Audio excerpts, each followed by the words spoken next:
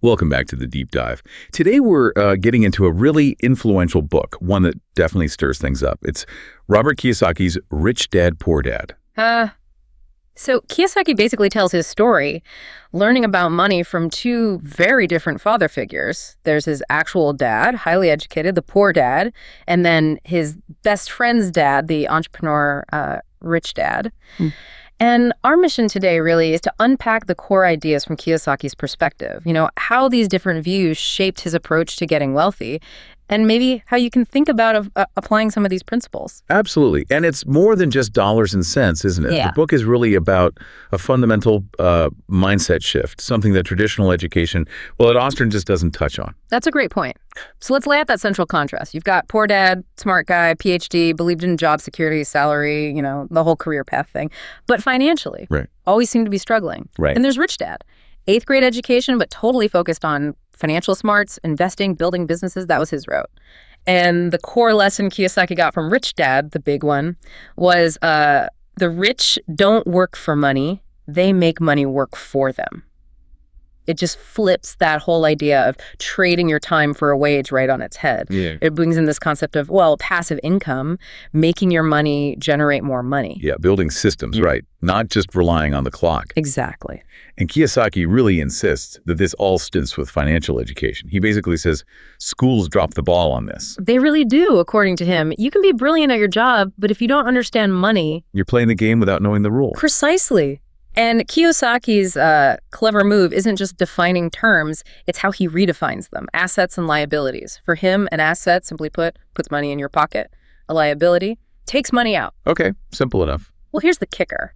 Poor dad thought his house was his main asset, like most people do, right? Yeah, of course. Yeah. Biggest investment. But rich dad pointed out, the mortgage, the taxes, the upkeep, that house was constantly taking money out of poor dad's pocket.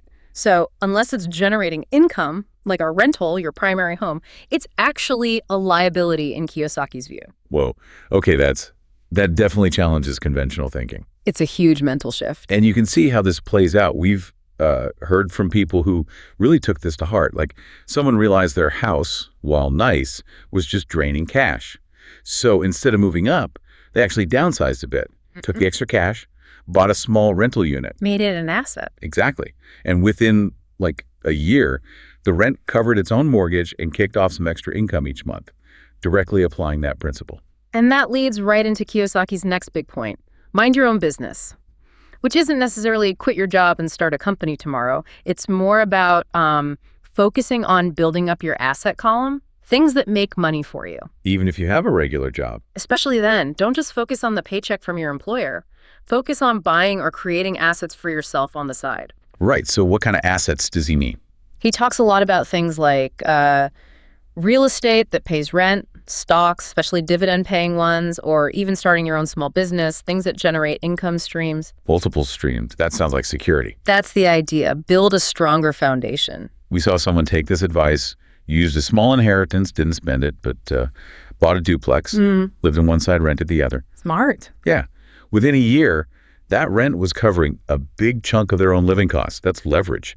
Another person started like a little online store, niche product, reinvested everything back in. Watched it grow. Exactly. Give a steady side income, diversifying things. And this ties into what Kiyosaki calls the entrepreneurial mindset. It's more than just business plans. It's about seeing opportunities everywhere, being proactive, thinking creatively, and crucially, being willing to take, smart, calculated risks. The risk part. That's a big one. The hidden lesson there seems to be that playing it too safe can actually hold you back financially. Growth often means stepping out of that comfort zone a bit. Absolutely. Calculated risks, not reckless ones. Now, moving on to some more strategic stuff. Taxes. Kiyosaki has a pretty, let's say, direct view here. He basically says, the rich understand tax laws and use things like corporations legally to minimize their tax hit. They use the rules. As a shield for assets, right, and for deductions. Exactly. Whereas he argues the poor and middle class often end up paying proportionally more tax simply because they don't know or use these same legal structures. Yeah. It's about financial literacy again. Understanding the system. Right. And then there's this other idea that really goes against the grain of typical career advice. Work to learn, don't. Work for money. He suggests taking jobs not just for the salary, but for the skills you gain. Things like sales, marketing, negotiation. Investing. Yeah. Things that build your capabilities. Because those skills, he argues, are worth more in the long run for building wealth than just a slightly higher paycheck right now. Build your knowledge base first. Makes sense. But it's not always easy, right? Kiyosaki points out the internal roadblocks, too. Things like fear, big one, fear of losing money. Oh, yes. Cynicism, laziness, bad financial habits, even arrogance, thinking you know it all already. These are the internal battles. Not just market forces, but what's going on inside your own head. Exactly. Which brings up another key point, I think, how Kiyosaki views failure. It's not something to be terrified of. Mistakes, setbacks. He sees them as, well, learning opportunities, feedback. Absolutely. It's part of the process. Manage the risk, learn from the outcome, adjust. Don't let the fear of messing up paralyze you. That's resilience. So let's just quickly pull together the main threads from this dive into Rich Dad, Poor Dad. We've hit the big contrast, Poor Dad versus Rich Dad. The absolute need for financial education. The strategy of investing in assets that actually make you money. Developing that entrepreneurial way of thinking. Right, understanding taxes, working to learn valuable skills. It's a whole philosophy. And Kiyosaki does give some practical steps for, getting started. It boils down to educate yourself actively, set real, clear financial goals, then, and this is key, take action consistently. Don't just read. Do. Exactly. And he also really pushes finding mentors or joining groups. You don't have to figure it all out alone. Learn from others. Exactly. Makes sense. Okay, so here's something to leave you with. If Kiyosaki's right, and financial intelligence is partly about spotting opportunities others miss, what overlooked opportunity might be sitting right there in your own financial world right now? Something to think about.